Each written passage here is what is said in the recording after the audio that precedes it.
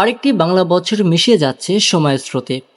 পান্তা ইলিশের স্বাদ, বৈশাখী মেলার উচ্ছ্বাস, সাদা লাল পোশাকের রঙিন প্রভাত, এসব কি আজও একই রকম প্রাণ জোগায় বাঙালির হৃদয়ে? নাকি ব্যস্ত জীবনে ফিকে হয়ে গেছে শৈশবে সেই আনন্দ ভরা বৈশাখ? সময়ের পালাবদলে তরুণ প্রজন্ম কিভাবে দেখছেন পহেলা বৈশাখকে?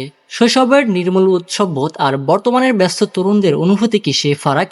জানার চেষ্টায় গত 14 এপ্রিল 2025 তারিখ সোমবার সকাল 10 ঘটিকায় সিরাজগঞ্জ সদর উপজেলায় ভেনাবাড়িতে আল ইসলাম একাডেমির ছাত্রছাত্রীদের নিয়ে সিরাজগঞ্জ বন্ধুসভা আয়োজন করে চিত্রাঙ্কন প্রতিযোগিতা, পুরস্কার বিতরণ ও গ্রাম বাংলার প্রাচীন কৃষি সরঞ্জাম প্রদর্শনীর কার্যক্রম। শৈশবের পহেলা বৈশাখ মানে ছিল এক অন্যরকম আনন্দ।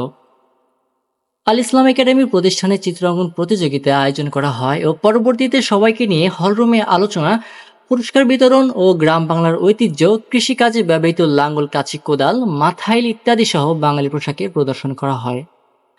আল ইসলাম একাডেমি পরিচালক এম মোখলেসুর রহমান প্রথম আলো বন্ধুসভার সবাইকে শুভেচ্ছা ও ধন্যবাদ জানিয়ে বলেন, উক্ত আয়োজনে শিশুদের সৃজনশীল মেধা বিকাশে অগ্রণী ভূমিকা রাখবে।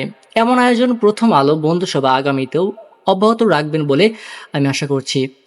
উক্ত অনুষ্ঠানে উপস্থিত ছিলেন অত্র প্রতিষ্ঠানের শিক্ষক শিক্ষিকা সহ সিরাজগঞ্জ বন্ধুসভার সাবেক সভাপতি রাসেল শেখ, যুগ্ম সাধারণ সম্পাদক সাথী খাতুন, সাংগঠনিক সম্পাদক জুনাইদ বাবু ও তথ্য যোগাযোগ প্রযুক্তি সম্পাদক তৌফিক আহমেদ, প্রচার সম্পাদনা মুনতাহামুন, প্রশিক্ষণ সম্পাদক আনেন নাইম, স্বাস্থ্য ও ক্রীড়া সম্পাদক রুহুল খান, আমিনা খাতুন, কাসর শেখ সহ অন্যান্য বন্ধুরা।